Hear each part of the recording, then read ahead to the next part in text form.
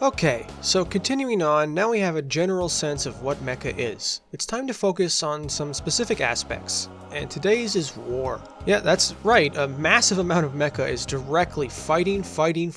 But why? What is going on here? Why are so many series pivoting around this kind of violent series of conflicts? I mean, for God's sakes, what's the association and the obsession with conflict? Why are these friggin' colorful rainbow robots so seemingly tied to war? It's a big subject, and so today I'm going to focus instead on one simple question that lies at the core of that. Where does this humanoid mechanical form get its strong association with being a fighter and fighting in conflicts? Well, first off, it's once again time for historical context. Yay! So, the Industrial Revolution has happened, and as we went over, the world was drenched in machines. But something terrible has happened. These machines are now used for war. Wars unlike any ever seen before. Now, to understand why this is a big deal, you have to understand the mindset of the modernist philosophy. See, ever since the Enlightenment, more or less, where science started to bloom, technology seemed like a big plus. The advantages to the standard of living and convenience made people get pretty optimistic about technology. That perhaps, if enough machines and science could produce enough goods like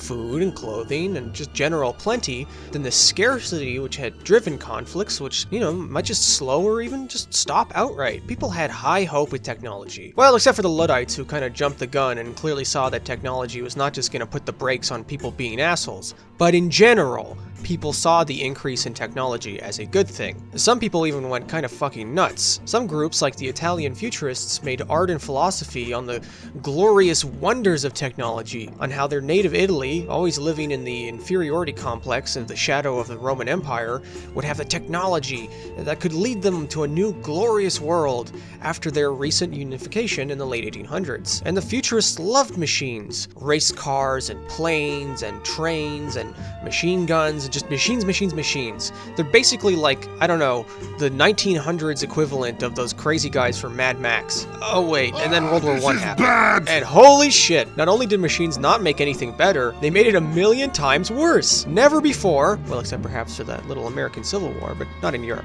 had war sucked so hard for so many people, and machines had made it all the shittier. Machines fucking mowed people down, and now it was clear humans had basically disappeared down the throat of the mechanical behemoth of their national imperial war machine. Factories made machines and ammunition that got shot from other machines while being parts of even bigger machines. Fighting, yes, other giant machines.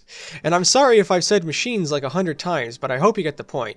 And now it's basically time to tie that in and get the reaction to how this basically works for our big multicolor friends called mecha. See, this nightmare basically broke the romanticization of war. It took time, but people kind of realized that most wars were shit, and that modern wars, motivated by imperial power and fueled by mechanical might, were actually especially shitty. The impression of World War I we are left with was that it was basically this thing that broke Europe and did not achieve much beyond being a human sausage grinder. And so our media reacted to this. What if we could have a much better world, a cooler world created in our fiction, where these machines served as good things, where combat was personal and very human-shaped? After all, try as we might, our wars simply became too oriented towards efficiency. Airplanes show this wonderfully. Early in World War I, they took on aspects of this ideal, knightly, mano-a-mano contest of skill and personal, understandable conflict. Pilots were loved and celebrated as flying knights and rock stars because their battles seemed to be so easy to grasp and so honorable. The pilots individually became, very remembered and iconic. Even today, people probably have heard of the Red Baron. But over time, what happened? Ultimately, this ideal gentlemanly illusion started to vanish. Look at the US's modern orientation to aerial war. It's not really about honor or respect or gentlemanly dueling. It's about overwhelming technological power and an unbeatable advantage. Even in World War I, this illusion dissipated before the war was over, and World War II more or less sealed the deal. As cool as these machines are to me, nothing is really any better. Tanks, submarines, ships, helicopters? In reality, the demands of war are to be swift and effective, and that meant that this human ideal, this human shape, got lost in these machines. We can personalize these things, sure, but they're not our shape, not our ideal form or version of war. Really, you have to remember our old familiar ideal of war, of heroes and great humans fighting with, well, thousands of other humans and fighting on chariots and horseback. So, in a way, Mecha's relationship to war has been a direct byproduct of this, to restore the ideal, to show a world where a single person can be pivotal, where their machine physically represents and embodies us in this way. This is another big reason the super versus real axis breaks down, because even the most realistic, technical mecha shows still hold at their core some element of this spirit within them. It's also why jets and tanks and so on are normally secondary and get their asses handed to them. They're practical, they're pragmatic, they're from our real world. Tanks lose to mechs not because mechs have better armor thickness or have better angling for bouncing shots or RPGs, or because their shells are not powerful enough. It's because mecha is from our ideal world. A jet might be an extremely destructive, useful tool of war, but a mecha can be our humanoid god of war. And so this gets us to our ideal. But then, what about the diversity we see in these conflicts? And it's another reason I think that the super-real dichotomy starts to fall apart. Because the difference between a giant mecha fighting a robot dinosaur and a giant mecha shooting at a tank really is not a level of technology. Both of them are, at the end of the day, romanticizations. It's merely a difference in style. Get a robo throwing an energy ball and, Votoms firing off just a 30mm round are essentially just different forms of the same innate concept.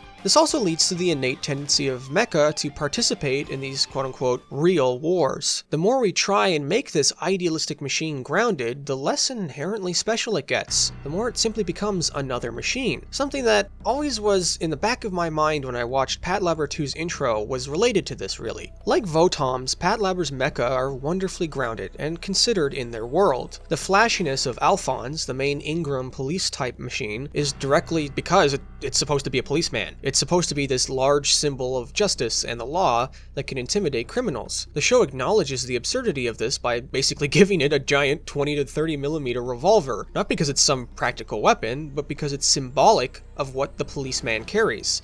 And the Ingram is, in essence, a giant policeman. So the intro of Patlabor 2, we see something else though. The Hannibal is a war-designed labor, the name of the mechas in Patlabor's universe. It's meant to fight, but as we see, given its situation it gets stuck in, its ass gets destroyed by nothing more than man-portable missile launchers carried by guerrilla troops and a Tunguska, a real-life Russian anti-air tank. Well, the point of this scene is to set up the politics of Patlabor 2, the movie's plot. I see it as kind of representing something else. Patlabor 2 is kind of saying, here you go. Here's your cool idealistic machine stuck in a real-life, messy political combat situation. And ta-da, they have no magic. They're not special. They will be destroyed. The entire formation is wiped out, and by these weapons from just the real world. And Tsuge, the officer who survives and later sets up the plot of the movie, was the one who explicitly was pushing for the use of labors in the military, in real war. So this scene at the same time feels like a revenge on that romantic idealism of mecha. Your human shape changes nothing. Your machines are fallible, your pilots are mortal, and they died. Nothing about them is special anymore. This is more or less kind of the depressing tension that mecha gives us when it participates in war. Many people, myself included, would love the thrill and almost the raw novelty and idealism of a real-life giant mecha fighting it out, maybe even in a conflict. But at the same time, horrible real-life mechanical problems of design aside, maybe that's the worst possible thing. It would be like Superman fighting in the Middle East, or, I don't know, an X-Wing dropping napalm in the Vietnam War. The symbol would die, and the reality of these machines as things that fight and can be destroyed and can cause death would emerge. An airplane had a wonderful romanticism to it once, as this thing that seemed to defy gravity and be able to actually fly in the skies in a way that humankind had long hoped for. But that went away. It became a weapon, and in certain times basically became an iconic symbol of mass destruction. At the same time, it's not too difficult to see why we would be drawn to this inclusion. War sucks. It's messy. It's miserable. At the best of times, its weapons are pragmatic and efficient, and they're not human-shaped. So here, I'm going to tell two interesting stories that kind of relate to this relationship. In El Salvador, in South America, after 1970,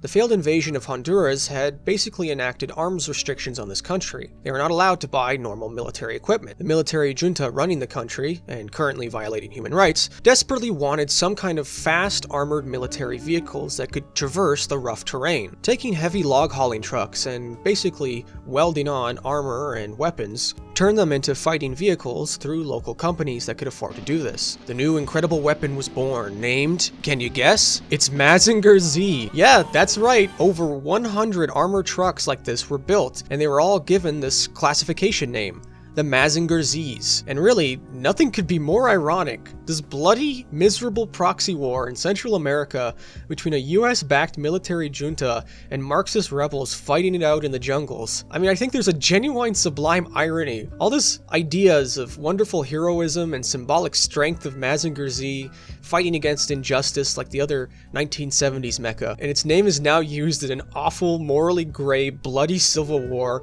in a poor, hot, equatorial nation. It simultaneously shows just how big this gap between our romantic desire for war to be like and our brutal, unforgiving reality is. But it also speaks to a human hope, a human wish for an ideal world, a world with good and bad, a world with heroes and with villains. So on that note, I will mention a slightly cheerier last example of this relationship, the 1977 series super electromagnetic machine, Voltes V. In it, the Earth has been subjugated by an alien empire.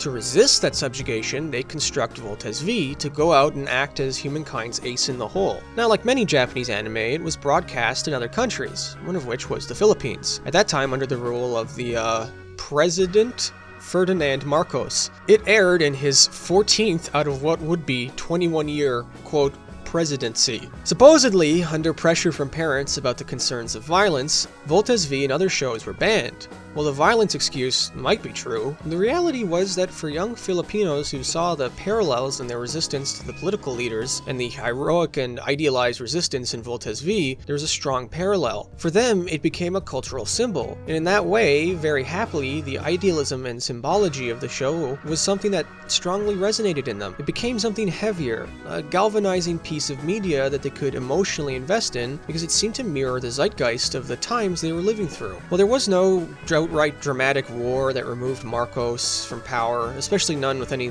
cool giant robots. The conflict of Voltes V became a symbolic one for those living in that time. It also became this common trend. So, to answer that question, why do mecha fight? It is to show an ideal world, a world where the strength of machines does not supplant the human. It symbolically in its shape and in its form meshes with it and complements it, and together they are elevated to this new level. And as machines became dominant in our real wars, messy, complicated conflicts, our ideal wars inside of mecha shows and inside of that fiction showed us a more appealing version of that reality and that relationship, either heroically in battle against monsters and evil, or conceptually as critiques of, or in the style of, modern war. Basically, this tension between mecha as humanoid symbols, and thus as symbols in conflict, fighting other symbols in conflict in their wars, is I think one of the most interesting relationships mecha has, and it's behind some of the most interesting stories it has as well. And, as William Faulkner once wrote, "The only thing worth writing about is giant human-shaped machines fighting with human hearts inside them, and like big drills, and lasers and rocket fists. So fucking cool, holy fuck."